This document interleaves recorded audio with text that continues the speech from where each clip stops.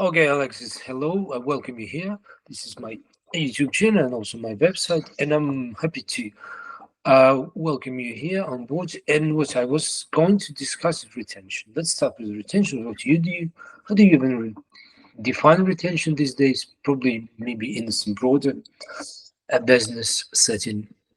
Yeah, I mean, retention as broad is obviously customers staying with your brand or your product after they've been introduced to it and they feel that it serves whatever needs that they have in order to, yeah.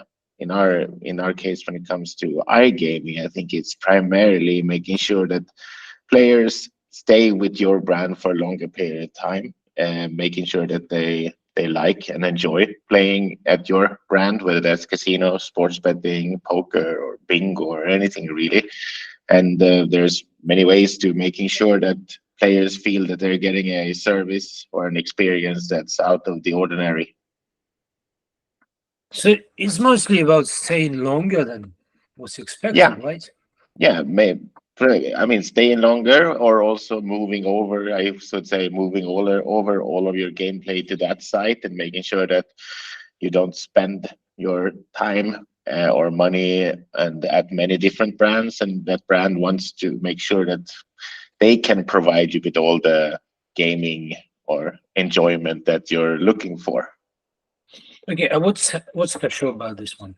So it's been ages that retention, probably by different names, engagement, whatever you call them, player value.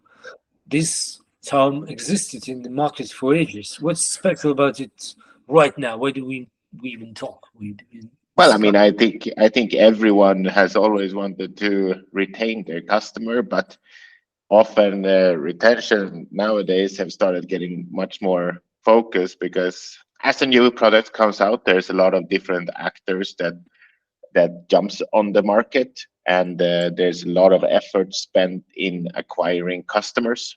We've seen that since the start of online gaming, a lot of enormous bonuses to try to get the players to come to your site. Now that the different jurisdictions have regulated as well, we see an enormous push just when the jurisdiction is live. I mean, we've seen it in Sweden, we've seen it in Denmark, we've seen it in Germany. A lot of people spend a lot of money on marketing and TV ads, everything that's currently open up just to get a piece of the pie. So they focus so much on acquisition. In the US, we've seen the same thing, and now they've actually started cutting back on the marketing. I think the first time since 2017, the spend on iGaming has actually decreased compared to the year before. Yeah. So actually, a lot of actors are now thinking maybe we need to keep some of these customers and not just try to get more and more customers. So not more people are thinking more about retention. We saw Interactive recently, or I think they came out today that Better Capital had made an investment in the company to help them expand in North America and focus on retention. That was one of the key things that they picked up on in the reason why they want to expand in North America. Yeah, but when we discuss the investor perspective, you might agree that retention is not sexy.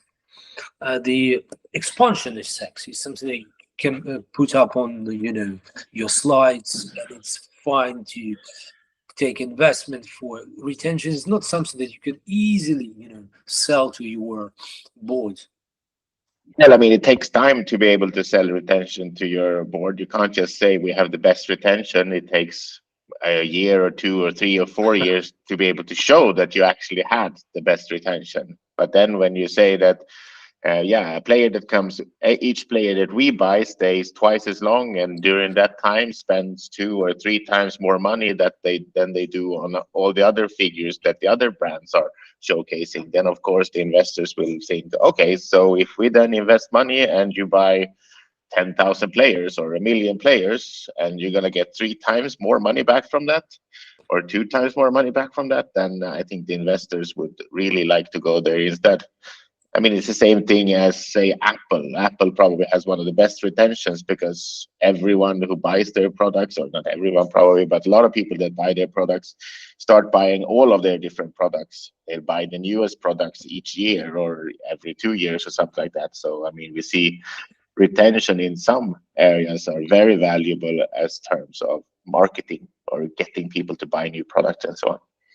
Yeah, but I actually meant to ask about numbers. But now that you mentioned the Apple, Apple was a product. Casino, with all respect, is not a product. Casino is something that's operating by license or without any license. The others, IP. This is to say games. This is to say some third-party arrangement to process uh, payment gateways. These are kind of at best is an aggregate. It's not a product in itself. Not sure, it's a brand and it's different ways. It's like saying a restaurant is only sells food that's made by someone else, maybe the cook is in the restaurant, or you can say that yeah, sunglasses are all made by the same company. They just put a different brand on them. But yeah, So it's again, branding, I would say. the magic of brand, right? Yeah, but also, I mean, there's a reason why people then. I mean, Apple probably has the magic of brand the most, but I think there's a reason why players stay with different casinos or sports betting sites. It's there's a range of different things that makes them better than the competitors, whether that's support, VIP handling, offers, promotions, Yeah. fast sites, fast withdrawals, different things that makes people think, okay, well, when I played over there, it took them 5 days to process my withdrawal, and I Yeah. had problems, and they asked me for different documents, and they asked me several times for different kinds of documents. I mean, there are things you can do poorly, and there's things that you can do good that sets you apart from the competition, really. Yeah, absolutely. This is what they call points of differentiation, and we can call the other way. But still, someone wants to do something better. But now that you mentioned the numbers, let's get to numbers. What do you see are the numbers in terms of the average retention in tier one countries? I think it really depends a lot on the brands, but you have 3 to 6 months on average retention from different casinos often. Sometimes you can get higher. Obviously, this is an average, and a lot of players that come in and made their first deposit, they never stick around. They go somewhere else because they might only be looking for a first deposit bonus, so they won't come back and make a second one until you maybe give them the same offer again. But then there are, of course, VIPs that stay with the brand for a very long time, and those Yeah, bring up the average numbers. So average numbers are probably always, yeah, something to you can always discuss about, right? yeah, but average numbers is at times it's everything that we have. We don't Of have course. more than yes. So But yeah, if so if a player comes and makes a first deposit, then he gets a first deposit bonus, then he doesn't play for say 1 or 2 years, and then they send him a reactivation offer, same yeah, offer again. And he thinks, okay, now I'll take that. Has he been retained for 2 years then, or has he been retained for 2 days because he played for 2 days during those 2 years? So, but yeah, yeah, it's a average methodology numbers are all question. we have. But anyway, we when once again come to the in my view, it's not even retention. It takes to say about the time lifetime duration. Yeah, So because but lifetime duration is also very little to say because what is lifetime duration? We must then talk about lifetime value, right? Because duration without value is nothing. yeah, depends on. I mean, if that lifetime duration is number of active days, might be more interesting than say how long from sign up until his last day of play, Yeah, absolutely. Number of because active days, and then because it's it often much. requires the second, input or the second variable is required here is number of average deposits or the Yeah, deposit per days. What you can say about this one? I mean, So, what's your observation, right? I think in general it's much better to retention is not about making players spend more money per se.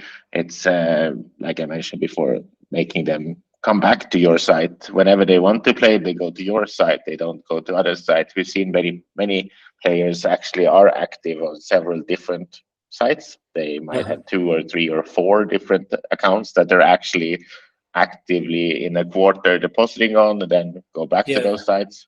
Very rarely do players only play at one site. They might have one that they use for casino and one that they use for sports betting, splitting like that, or just when they feel they're unlucky at one site, they go and play on another site. Casino players are often superstitious in that sense. Yeah, So absolutely. yeah, So you want to, in practice, you want to kind of protract the lifetime or the duration of game time at one operator versus another operator that's in the portfolio of a player, because they have 3 to 5, 6 accounts yeah, simultaneously, right? yes. I think getting players to continuously come back rather than say depositing €1,000 one week and then never coming back, it's probably better to have them depositing €100 or €200 per month and then play with you for 2 years. Okay, and this is your kind of personal source, or is it something that your customers actually require? How do you say?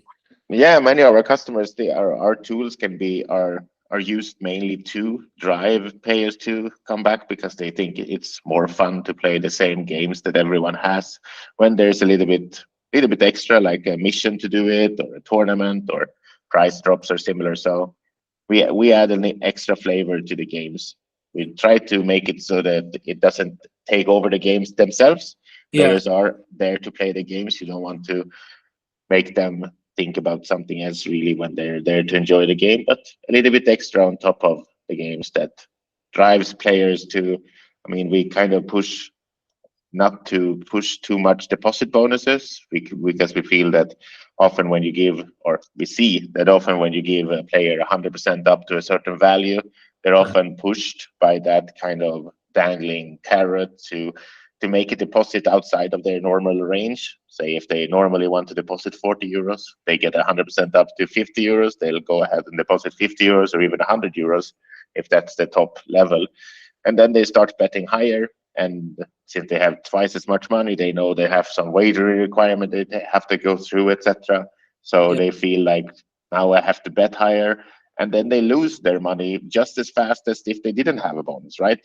It's right.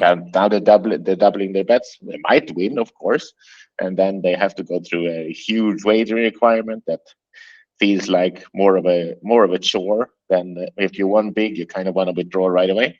So our tools more focus around promoting gameplay instead of promoting something that players don't want to do, which is deposit. They don't like to deposit, but of course they need to order to play. But the deposit bonus pushes players to deposit. A cashback pushes players to lose money. If they lose money, you get money back. Okay, but I don't want to lose money as a player, right?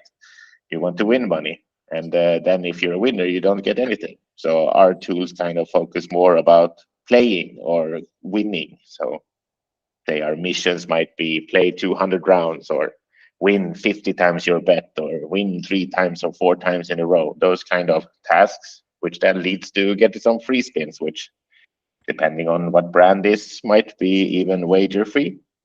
Yeah. So you make a kind of distinction between the promotion of gameplay or kind of championing or, uh, you know, standing for the gameplay versus promoting the bonus, right? This is something different in your world, right? Yeah, I think promoting the gameplay is promoting something the players want to do, and promoting often say CRM managers or similar look more towards because they might have KPIs that said we have to get more depositing players, or we need to Yeah, get the yeah, first deposit in, or we need to get higher figures of first deposits or the average deposit value or things like that, which is all things that players don't want to do. They don't want to make a deposit. They know they have to make a deposit in order to play, but for them, it's more about the gameplay itself that's enjoyable, right? So yeah, obviously. But how do you kind of, what's your portfolio of things? What do you actually offer to promote the gameplay itself? How it's done? So we have our tool is a system that provides various campaign types. So our customers or our partners, CRM managers or casino managers have a variety of things they can use to create a monthly calendar that's actually fun and engaging for the players. So we have, say, missions. Missions are individual missions. Each player gets a range of different tasks that they have to complete, and once they completed the task, they'll get a prize, which then might open a second mission in the mission campaign, and so on. So they can have partners who have daily challenges where there's 5 missions, and in each missions there's 3 tasks, and players have to, say, win 50 times their bet one time, or win 25 times with per turnover 50 euros, play 200 rounds, these kind of transactional events. And then when they've done those, they get free spins, they can get bonus money, they can get cash money, you can even give them catalog items like a merchandise. Yeah, some tech merchandise or similar. But then we also have tournaments, a range of different tournaments that's interesting for the players. So you can create like highest win tournament, points tournament. We also have races where everyone have the same amount of spins that they can do. And yeah, we have promotional jackpots, price drops. Some of our partners use price drops to have say live casino campaigns where they on every bet have a chance to win some cash prize, where that cash prize is, say, similar to pragmatic and plays drops and wins, where it can be 5,000 euros or 100 euros or 5 euros, and there's a range of different prices available and so on. Then we have promotional jackpots as well, where nothing is taken from the player when they play. It's all promotional, but it looks and feels like a jackpot and can be used. Yeah, can be used for pushing players to who wants to have a chance to win a little bit extra. So you, to sum up, you have the campaign that are targeted at the player level, so they speak. That can be a campaign for one specific player that's tailored to his or her needs, which is unique in a way. And you can have also races, tournaments, which are one for all, right? Yeah, and it's always presented right next to the game when the player is playing, so you can see all the information. He doesn't have to go out the game, go to a promo page and see any updates, or in other cases might even have to wait until the next day for a leaderboard to be updated, right? So everything is real time next to the game, and yeah, runs smoothly for them. So when it comes to this personal level or sequences of event for a specific person, how do you kind of select this person? How do CRM managers, your clients, select this person? So I mean, the individual missions are generally the same mission you set up for a group of players. Whether you have VIP players, then you might have more higher winnings and more requirements for the VIP players to play. Or if you have something open to all or open to smaller segments in well, less valuable players, you might give, say, minimum free spins which are 10 or 20 cents each. And for VIP players, maybe they get €2 free spins, depending on how much they gamble and play for. So to make it more interesting for them, because a VIP player that bets €5 or €2 or €1 per spin usually doesn't enjoy too much getting 10 cents free spins. They might see them more as a waste. Based on segmentation, the internal segmentation within the CRM, right? Yeah. These are bigger segments. You never go to very much details into defining the ones that yesterday, for example, lost €100, and this will be 2 persons, and this will be a smaller group, and for them you do a specific one. So to what extent this segmentation actually is kind of working? I mean, you can do it for that if you want to pull everyone who lost yesterday and then send out some information to them so they come back the day after. Or you can go to your biggest VIP and tell him, if you manage this mission, we'll send you on a trip to a safari to Africa or something like that, right? So you can really, I mean, obviously it's where you have to spend some time to do some things, and where you spend your time, you will do it where it most matter. So if you have huge VIPs, you can always give them something extra, and then they will feel like they're treated very well compared to what they might receive somewhere else, right? So in the end of the day, retention boils down to retention of VIPs, right?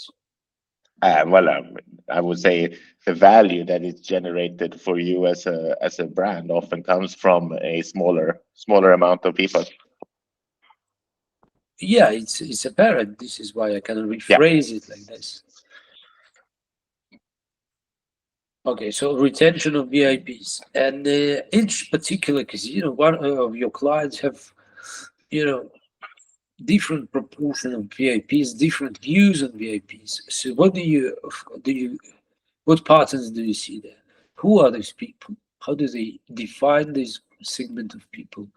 What is the proportion of these players versus the I mean, depending on you might say it's depending on where the brand is active and how they focus on getting their players. Player brands active in more regulated market might focus more on broad marketing and to reach a significant market share. In those cases, you would obviously have a VIP.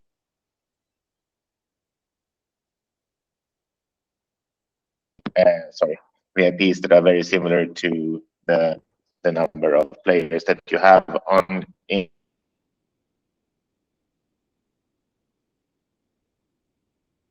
Do you And hear me? my phone. Then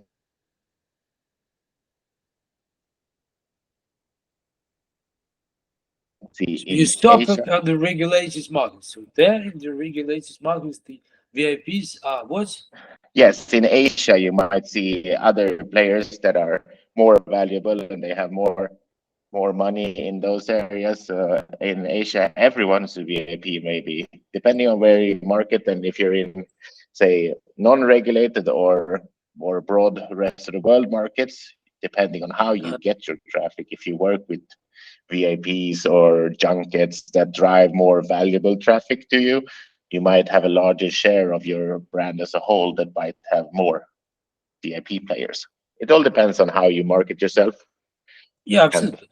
But does it actually mean that Unibo, your company, that you may want to introduce later on, finally? So then, this company is made for those one who have a bigger or larger proportion of VIPs, and actually, this is to say for the casinos that actually go for VIPs that have this kind of arrangement, whatever you call them, revenue share or specific traffic arrangement with the providers of such traffic that yields more VIPs than the other one, right? well, I think that our tool works for everyone, and depend it is regardless of how your brand is made up, because our tool makes everyone kind of enjoy their gameplay more. So if you're reliant on revenue from smaller players to a huge extent, it's always great to get all of those smaller players to play more, and in general, that will probably bring more VIPs to your site, or actually might find that some of those smaller players were actually VIPs that were Yeah, playing yeah. as a VIP somewhere else. So I don't think that our tool is made for VIPs. It's just it makes everyone enjoy their different gameplays much more. Yeah, but it actually is about discovering the VIPs on the from the base of players. Yeah. Yeah, okay. So what was the idea of this one? Is it your first business? What's your role in this company? So I founded Unibo about 5.5 years ago now. I've been in iGaming for since 2008, so 16 years now. I have been in various online casinos before. Prior to starting Unibo, I was at Betsson Group, where I handled the casino brands, as they were called. Back then, we used to run a different.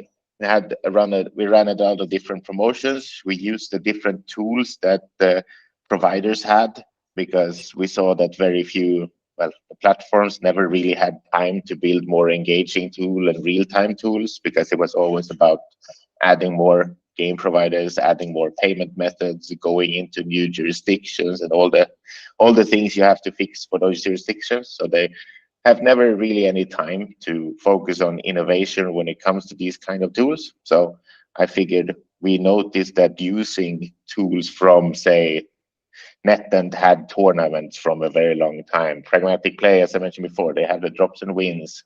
Red Tiger Gaming came with daily jackpots. Uh, yeah, Play and Go had mystery jackpots. Yggdrasil have boost mechanics. Quickspin came up with some mission types and so on. So everyone, all the providers, many of the bigger providers focused on building these tools because they noticed that platforms couldn't really do them themselves.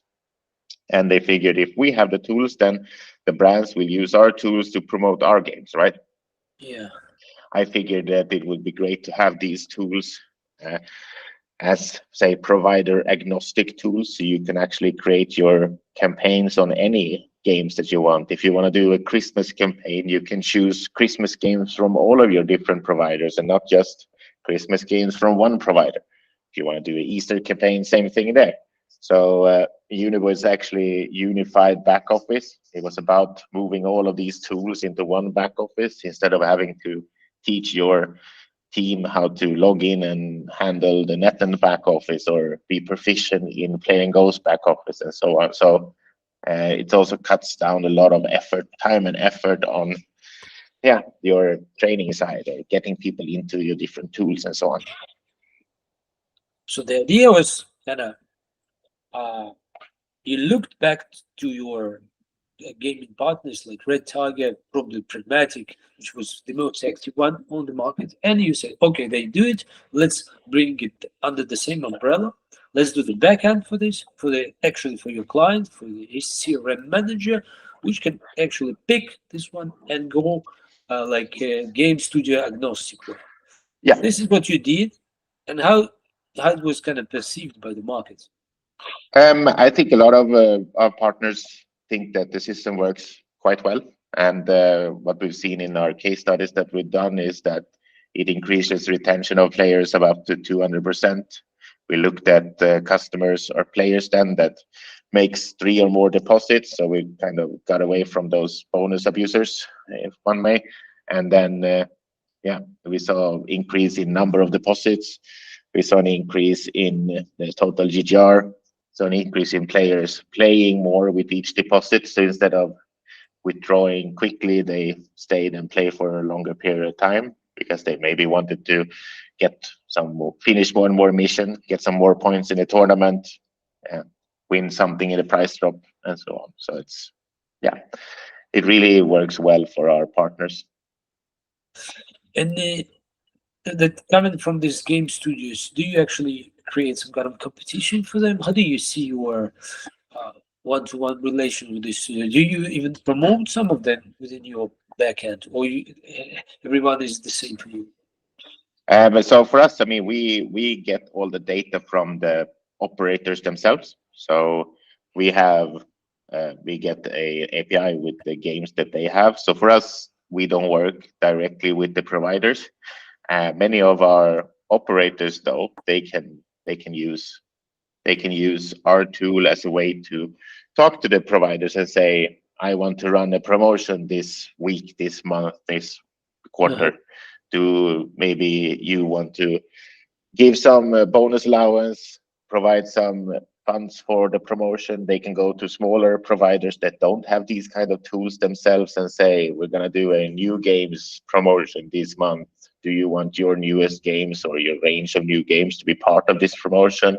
And maybe you give a discount on those new games for a limited period of time.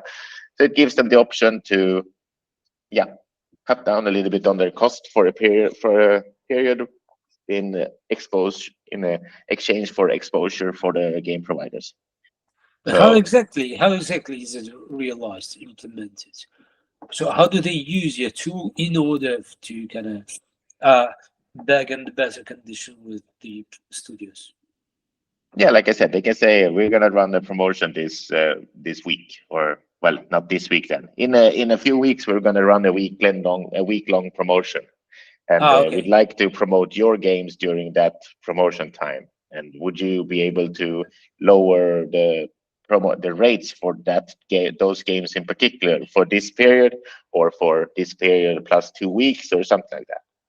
And then they can also maybe provide some bonus allowance, so you're allowed to give more free spins. We want to give free spins on your games. So then we're gonna push your games for a week, and if you allow us to give away 10,000 euros or 10 free spins for every player that does these missions, then that would be great. So they don't have to pay providers fee, game fees for it, or yeah. So actually, they kind of started out with your platform, and then once started, once planned, they reach out to the studios and say, "Okay, we already started. Jump in, but if you want to jump in for exchange for the exposure, let's kind of lower the fees for your games, like this, right?" Yeah, maybe they run say an Easter campaign or a Christmas campaign, and then they don't go to any providers. They Yeah. like you Okay. normally would. You just do your we're doing tournament this weekend, but maybe if they want to go to a bigger provider and say we're gonna focus on promoting just your games, which is something that casinos often do, and then the account managers of the different providers will talk to the casino and try to push them on a monthly Yeah. basis to do kind of promotions. But here now we come with tools that allows you to create more engaging promotions and even make sure that it's even more fun for the players to play those games in particular. But do you even have a kind of business development process that targeted towards the game studio, so you solely focused on operations? Because it's Um, fun to have these both sides of a story, to have operators, to have these game and studio providers, to bring them together and to kind of make this bargaining process organized, more easy to. we provide for our operators. We can provide them templates for ideas of how they can go to different providers and Oh, okay, tell them okay. they want to do this. But often the providers are the ones that have direct contact with the or the operators are the ones that have direct contact with the providers. So it's not something we have, or maybe even the providers have time to focus on different outside tools. Yeah, maybe sometime in the future you think about it, because Yes. it's I think there's a potential because not everyone knows how to use the template, not everyone have a time, not everyone knows which studios are more or less susceptible to this offers, and it's a fun thing to do. No, of And course this we have plans to create network promotions in the future. Probably in the beginning of next year, we'll have that built and ready to go. And in those cases, we will actually go to our providers and ask them, do yeah. you want to promote these games? We will then go to our entire network of partners and say, this provider would like to promote these games. How about if you do you want to run this kind of promotion on your these games? And then everyone's happy. So does it actually bring you in competition, in direct competition with the biggest software like SoftSuite, which actually has the same engines out of the box, they are built in or they can be purchased, etc. Well, I think SoftSuite focus a lot on their platform, of course, themselves. They build tools for their platform, and yes, of course, they have their jackpot aggregator, as they call it, that they're selling to other platforms. But yeah, generally, other platforms either don't have the time to build it themselves and want to quickly catch up, or they don't always want to buy it directly from another platform because they might feel that they're in competition with them. A little bit like DraftKings when they bought Blue Ribbons, Uh, they quickly decided to pull it off the market.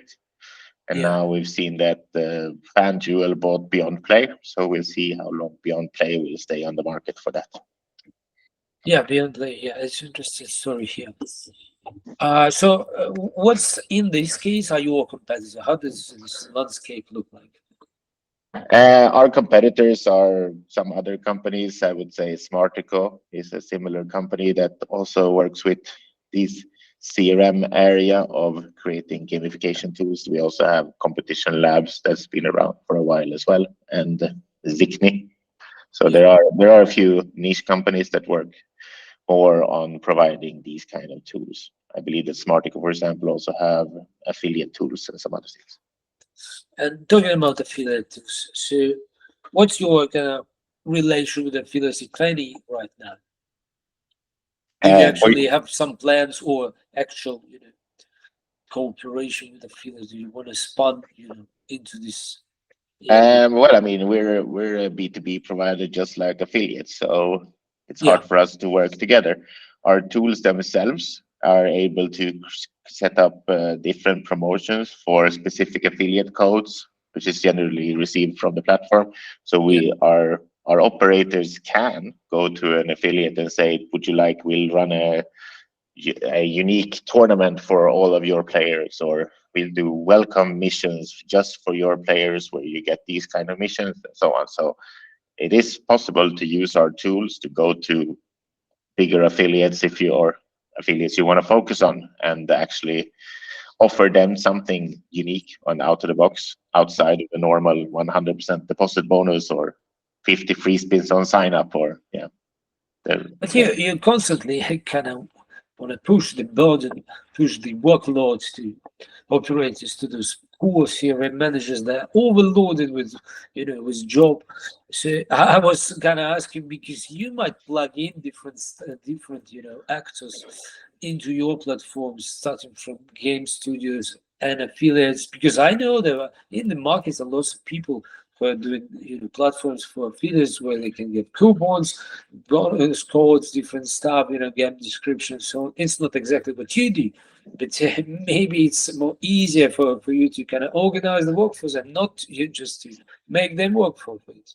Well, I mean, in the end, it's also that the operators are the ones that we can only tell a platform to give a player bonuses. So the operators need to approve anything that is given, and they Okay. need to calculate it for it within their bonus cost, within their bonus budget, and so on. So it's yeah, the operator needs to be involved in At whatever we least, do. yeah. We obviously we have a customer success team in place where we work together with our operators to come up with ideas that they can do, and so on. And we're we're always willing to help with our network with contacts and introductions if that's something the operator wants to achieve. But yeah, the operator needs to be involved.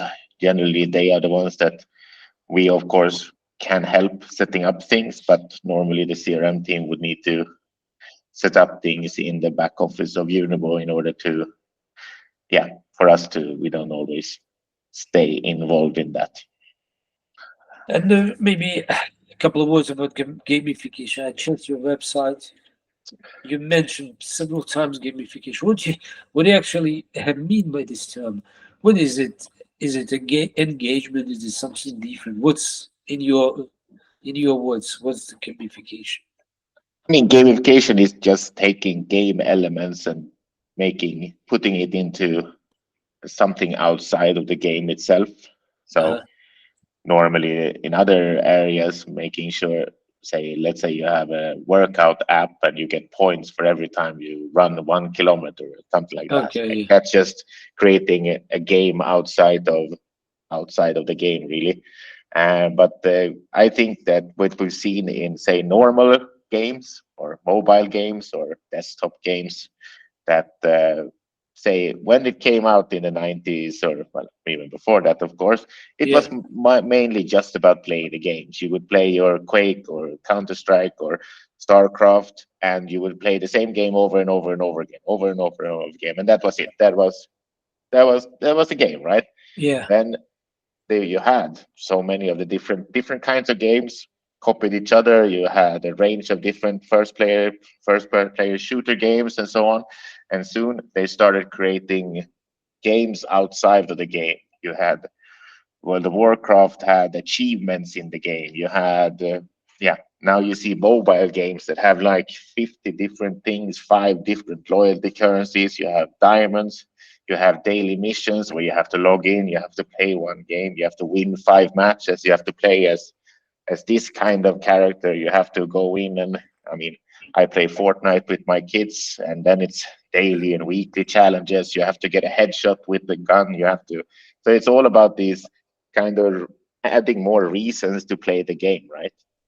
And you feel Yeah. like, ooh, if I finish all of those weekly challenges, I get this new skin, or yeah, of course, casino and online casinos and sports betting might have different things to give instead of giving a skin, because that's a little bit outside of the game itself. But we can give free spins, we can give cash money for the Yeah. partners that Absolutely. sponsor a game. or anyone that sponsors a football team, maybe they can give out a football shirt of that team for the players that go furthest in a tournament or something like that.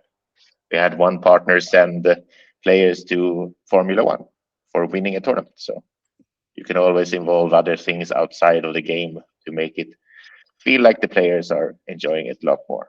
When I was at the Betson, we created the European Championship of Roulette, where Yeah. we had 200 players come live to Malta to play all on one wheel. So we had a roulette tournament which lasted for 2 days, and the winner got 100,000 euros, I believe. So you can do a lot of things with gamification and adding different layers outside of the game that makes it more fun for the players. And from your story, is it now still about free spins, or is it gonna end up in, out of the game items, giveaways, like physical things? What's popular right now? I always think that you have to have a balance. Of course, it's great with free spins to push to get players trying new games. I Yeah, think one of the key reasons why Starburst in the past was so enormously popular was that it was one of the first games that had 10-cent free spins. So you could give 100 free spins on the game for the same value as 50 free spins on another game or even less. So that made people do 100 free spins on sign up. And if you play 100 spins on almost any game, you will, as a player, understand kind of what is it that's going to pay me a lot of money in this game. And it's very easy to understand. Star Burst, for example, it's you get 3 wilds in the middle and then you're good. So I think as there were so many players that tried the game and so many players that tried it for such a lot of spins, and in the end there was many of those that actually started to enjoying the game and came back to the game. So yeah, I think so they are free still spins has good. its place. Yeah, But then merchandise or trips or those are things that will make people come back more to your site because they will remember, oh, I remember the time that I got that trip, or I remember if you have an iPad that anytime you use the iPad, you will remember, oh, I won this when I played at that site, so maybe I should go and play that site again. So physical things give a top of mind that obviously free spins will never have after they've been played. yeah. Thank you. It was a very interesting interview. I hope you also enjoyed a bit of it. So I was very happy to have you here. Was very happy to talk to you, and thank you. Thanks Thanks. for having me. It was great to talk to you as well. Thanks. Bye. Bye bye. Have a great day.